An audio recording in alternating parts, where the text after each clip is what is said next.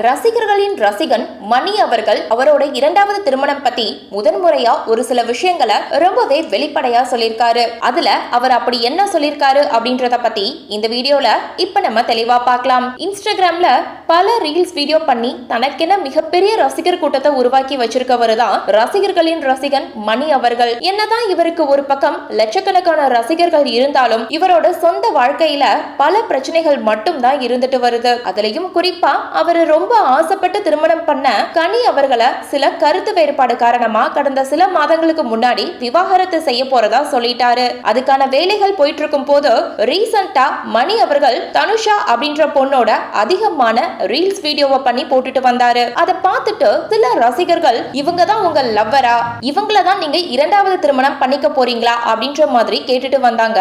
ஆனா அதுக்கு மணி அவர்கள் தனுஷா கூட நான் தொடர்ந்து சில ஷார்ட்ஸ் பிலிம்லாம் பண்ணிட்டு வந்தேன், அப்போதான் நிறைய ரீல்ஸ் வீடியோ எடுத்தோம், அவங்க எனக்கு ஒரு நல்ல ஃப்ரெண்ட் மட்டும் தான், மத்தபடி வேற எதுவும் இல்ல, யாரும் இத தப்பா பேசாதீங்க அப்படின்னு சொல்லி இருந்தாரு. மேலும் இதை தொடர்ந்து இப்போ ரசிகர்கள் மணிக்கிட்ட பல கேள்விகளை கேட்டிருக்காங்க.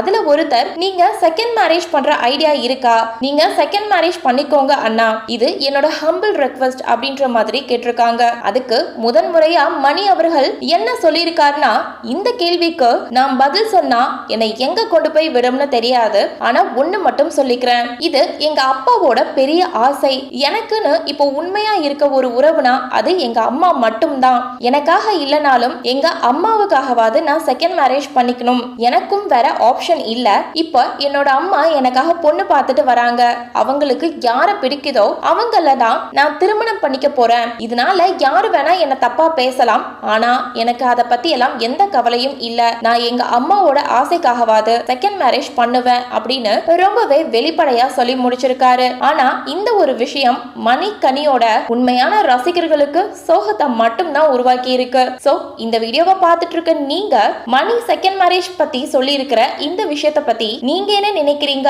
அப்படின்னு உங்களுடைய கருத்துக்களை கீழே உள்ள கமெண்ட் செக்ஷன்ல ஷேர் பண்ணுங்க. மேலும் இது போன்ற பல முக்கியமான செய்திகளை தெரிஞ்சுக்க நம்ம சேனலை மறக்காம சப்ஸ்கிரைப் பண்ணிக்கோங்க.